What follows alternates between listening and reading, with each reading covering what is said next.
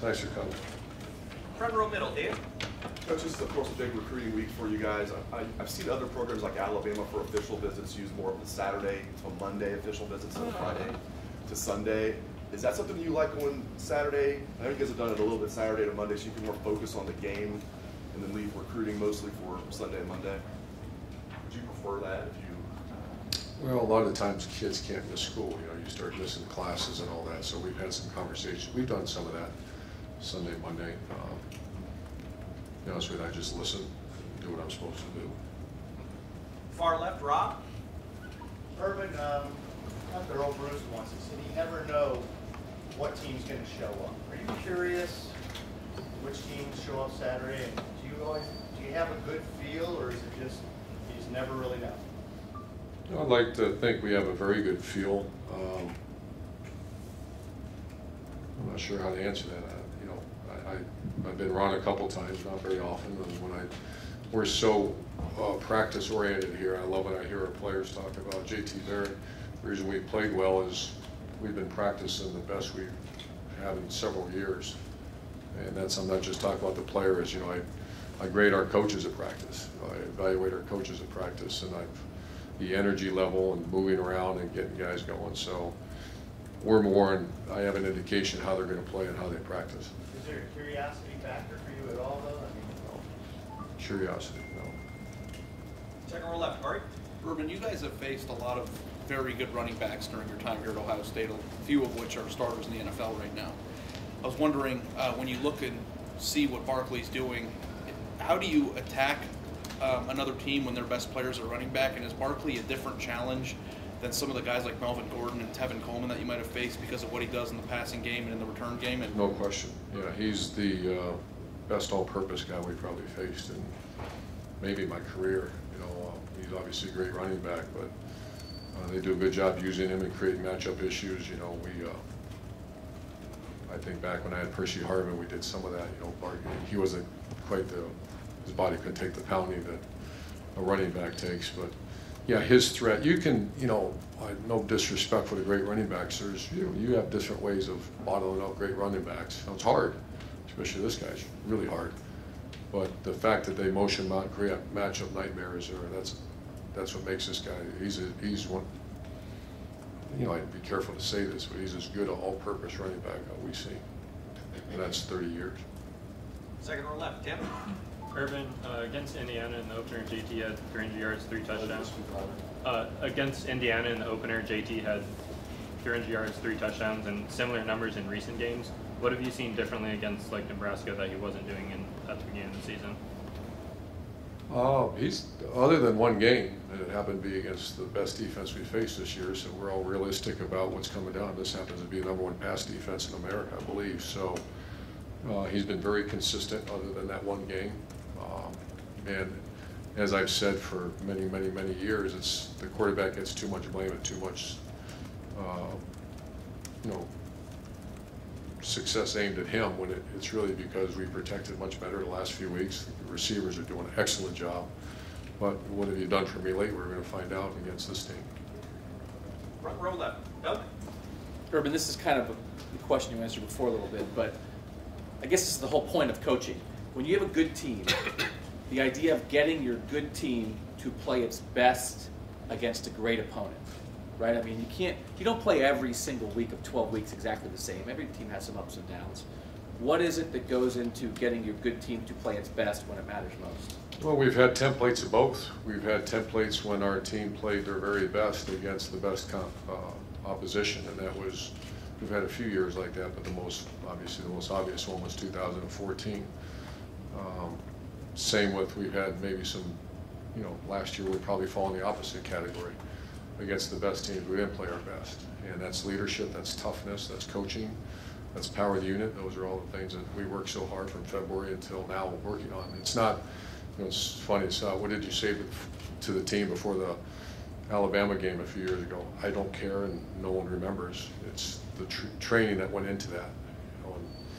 I know some people call it the process, some people call it whatever it is, but that's all true. It's I call it a culture within a program, and culture is driven by leaders. If you have very strong leaders on the field, or very strong leaders in the coaching rooms, you tend to have very great performances against great teams. And you guys had the bye week. Is Demetrius Knox definitely your right guard right now? Is that settled? Yeah, as of right now, and you know, it's a day-to-day. You know, I'd like to think that there's other guys in this program going to keep swinging and fight as hard as they possibly can for that spot. He did great in winter. This will be a hell of a challenge this week. Front row right, Austin. Urban, to go back to Barkley and also with some inconsistency you've had on kickoff, does that influence your thinking, or do you feel better after what maybe you saw during the bye week practices? No, it's certainly anytime you face, you know, I think the guy, our rival last year was a great kickoff return guy, and we faced a few. The better I feel about them, then the more challenge I'm in. I feel great, you know, other than a couple bad ones, and a lot of it's been the placement of the kick, so we've adjusted that, and it's changed. So, you know, what's the definition of insanity? To keep doing the same thing over and over again, expecting different results. So we're working extremely hard on that. Throughout your career, have you found revenge to be a good motivating factor, or indifferent to that sort of thing when you lose to a team the year before? I've seen both, you know, and we haven't decided, you know, I kind of listen and watch. And sure, I think you're talking about 18, 19, 20-year-olds. Yeah, we've used that quite a bit. Then other times you move on. Front row middle, Bill. You have the kind of the opposite situation of last year. Last year you had the back-to-back road games, Wisconsin and Penn State. They're facing a little bit the opposite. You're coming off the off week. How big an advantage is that for you guys right now? How much preparation have you been able to get? Well, it's twofold. You know, the minute you say it's a great advantage, you don't play well. So it's what we do with it. Our time. I loved what we did last week. This week remains to be determined. You know, we got to do a good job practicing the heck out of it, but you have to be fresh. The other instance is when you're playing very well, you'd like to keep rolling. So actually on Thursday we played a game. It was in shells, but we played, you know, 55, 60 plays out here because I want to make sure we keep going in this game mode. Where did you watch the Penn State Michigan game, and what were your impressions? I was home, and I think we're playing a very good team. Third row left, Dan. Mike Weber, it looked like he might have injured his hand or wrist or something in the previous game. Is he all good to go? Yeah, he's good. We're just he's wearing a little brace on it, but he's good to go. And you mentioned a couple weeks ago on the radio show that Demario McCall was a guy that maybe was still looking for a medical redshirt for. What's his status right now? It's to be determined. You know, we're not. He's available as is, and we're going to see. You know, he's not full speed, so that's week to week as we keep moving forward. But he's not full speed yet. Second row middle, Ryan. You've been really successful over the course of your career in games after bye weeks. I'm just wondering, over the course of your career, has your approach of how you've handled that bye week changed at all? And Sure. does it change when you're facing an opponent like this? Sure. If you have, I remember one year, you know, we had a really bad team, and we went out full pads for 5 straight days and practiced and got better. I've had very good teams where we're very mature, and we backed off them a little bit. So yeah, there's no template. It's, you know, depends on the team. Front row right, Tim. Yeah, Urban, 2 things you were asked a while ago where you watched the game, how your reaction to it, but as you watched what they did defensively against Michigan, what just jumped out at you about the way they came after Michigan? They just come after you. They're very aggressive with their, you know, the defensive line is not a read and react. They're up the field, and they were, you know, they menaced, you know, the team up north. They're all over the place. Number 40 especially, is he their wild card guy? I mean, Cabrera, I mean, what just jumps out at you when you see him on video? A great player. You know, I see, you know, the combination of him and that defensive line, like any very good team, that's what you notice right away is the explosiveness of the defensive line and a guy like number 40, great player. 3 main guys, Paris Campbell, Jamarco Jones, Jalen Holmes, where do they stand right now from are they ready to go? What's just they're playing. Yeah, they're playing? Yeah. And far left, Matt. You offensively like to put stress on defense, but there's so much attention paid to Barkley, but the passing game of Penn State and Sorley, how much of a challenge is that going to create for you defensively? Yeah, he'd probably be the first one to tell you. I don't know him, but he'd be the first one to tell you and tell him the tight end, the receivers, and you know, he's a product of some really good players. I mean, he threw a couple of jump balls up, and they have very good personnel. They've done a nice job developing and recruiting good personnel. And for your guys, I mean, you were at Austin asked you about revenge. Does that even affect? This is such a big game. It's number 2 versus number 6. Sure it is. You got the vision. You know, you have to figure you're dealing with youngsters, and Sure. Is revenge a motivator?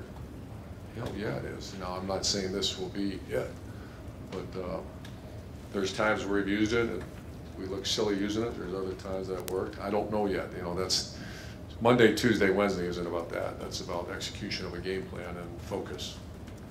And final question, fourth row right, Jared. Urban, similar to the question Matt asked, watching them Saturday night, they really challenged linebackers, it seems, because of Gesicki as a threat. Barkley can catch the ball out of the backfield. The quarterback can run it. Can you explain a little bit of how much they stress linebackers when they try to get everybody in space and how difficult that is for the defense? Well, a lot of those are run plays when you see a little bit like what we've done with JT, that the run plays and then they're, the catchphrase is RPOs, run pass options. And the quarterback has to be a very good decision maker, yet he's got to have very good players. So this will be, this is one of the top offenses in America. And what makes it so good is, first of all, you can run that offense with bad players, and so very good players and a very good scheme that puts defense in a lot of stress. Great. Coach, Thank you you. very much.